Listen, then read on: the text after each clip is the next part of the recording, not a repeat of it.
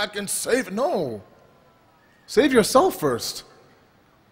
Guide yourself first. Educate yourself first. And then think about maybe trying to help one person if you can, if Allah blesses you that way. That's not the intention of the niyat. Same concept. If you're trying to save somebody, make sure that you know what you're talking about. Because we have a lot of individuals. Salawat ala Muhammad wa ala Muhammad.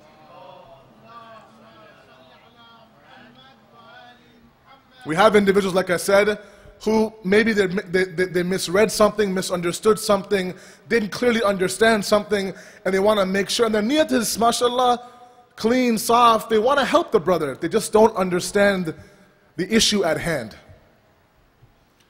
Number two, the second condition. There has to be a level of influence there. You have to understand that, look, if I say something, this brother or sister will change. There are individuals who are very hard-headed in our communities. You know, a sister who doesn't wear hijab, for example, you can give her ayats upon ayats, hadiths upon hadiths, dalil upon dalil, proof upon proof, logic, Quran, the prophets, the imams, and she still won't wear hijab.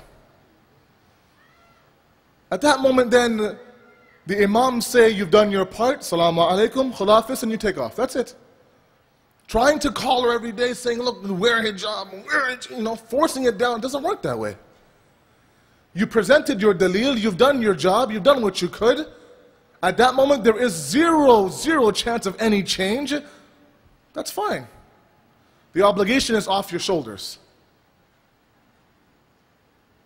Provided that you've done your part to understand that this person is not changing. They're very stubborn. And they're somebody who's stuck in their ways, unfortunately. And no matter what I say, they're not going to listen to me. Okay? Now, number three, and very importantly, it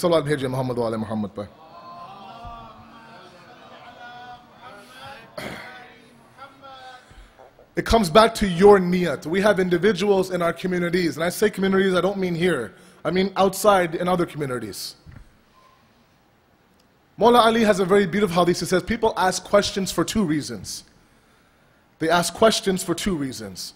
One is because they don't know something and they actually want to know it. MashaAllah. One is to show what they know. They'll go home, they'll read a book, maybe a chapter of a book, they'll learn it very well, they close the book, they come to the center, and the moment that the alim is done speaking, they'll rush him and say, "Man, I have one question for you." And they'll ask them the same question that they read upon that same night. They know it, they memorized it, and just to test if this guy even knows what he's talking about up there, we ask them questions.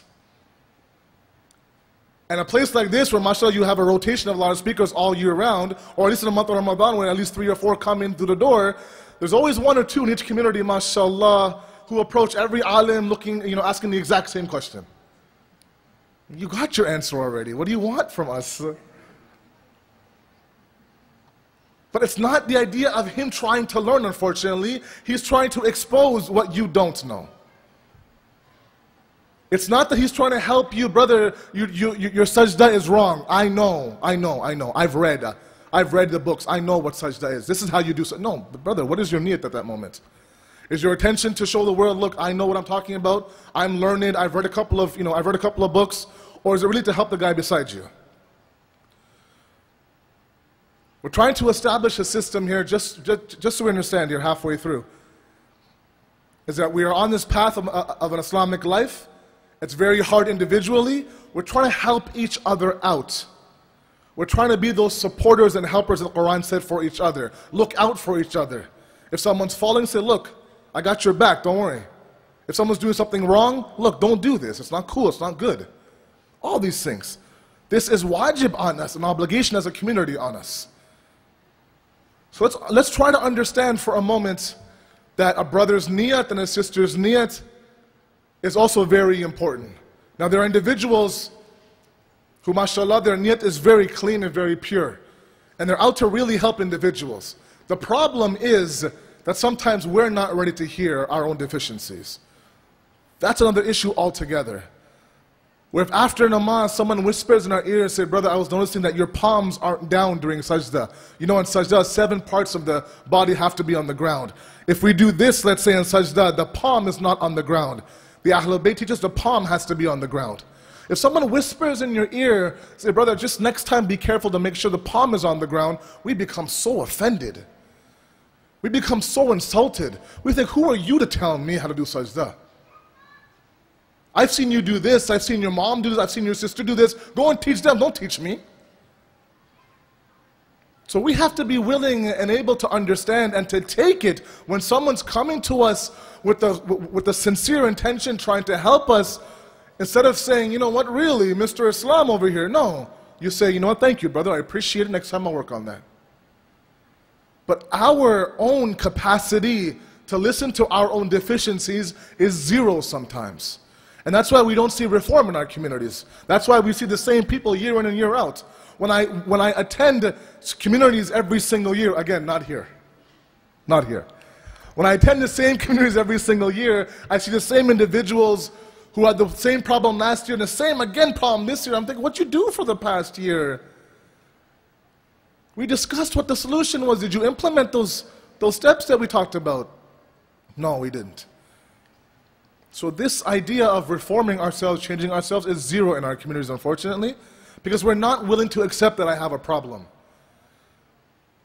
If there was a seminar here on how to raise your children in the West, and you invite, a psychologist and an alim who is a master in the field, it takes you to recognize that I need someone's help in raising my own kids in the West for you to attend. And that's why some won't attend. Some will think, oh, every other person needs help except for me. My kids are perfect. My son is this. My daughter is that. It's your son that needs help. It's your daughter who I saw without a hijab at school. It's your son who I saw doing this and doing that. My son, mashallah, farishta, he's perfect. And that's the problem. We're not willing to admit our own deficiencies in our family and in ourselves. And we have to understand this concept of enjoining the good and forbidding the evil, which is wajib on us, is that philosophy where you have to be able to accept when someone beside you says, look, brother, this is not right what you're doing. Believe me, it's not right.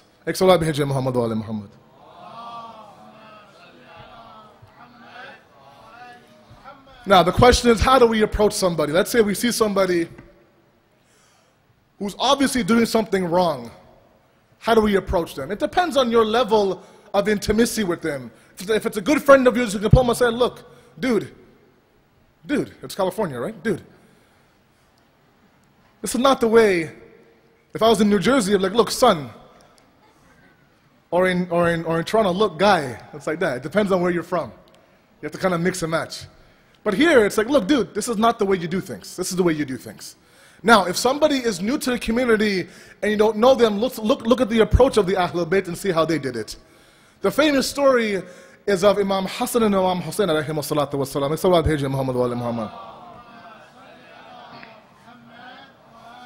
These two sons of Maulana Ali were doing wudu one day and an old man came and did wudu with them. Famous story.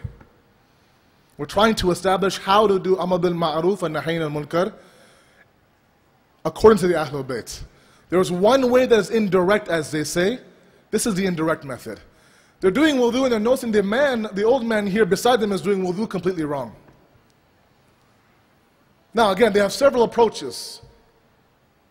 They can get upset and say, look, old man, you're doing the wudu wrong. You're 85 years old. Your whole life you haven't learned wudu how to do properly. Shut up, niyati, all these things. Right? All these things. But that's not the approach of the Ahlul Bayt. It never was. Look at the beautiful approach of these two individuals. They approach the old man after the wudu and say, my brother and I were having a little bit of a debate on how to do wudu properly. Would you mind watching us and seeing which one of us does it properly? Allahu Akbar. Look at the approach of the Ahlul Bayt. Look at the approach of the Ahlul Bayt. And the old man in his wisdom understood that it's not those two that had the problem, it was me who had the problem. Indirectly fixing the method. So these methods are gold for us. Again, the other two methods are verbally, you come out and say, and you tell the person. Right? So there's one method that's indirect. You get the message across somehow to them. Maybe, you have a person who does something, continuously wrong. Like I said, a part of namaz that they don't read properly. So you make it a point that there's a gathering where you are there and the person is there also. There's a Q&A.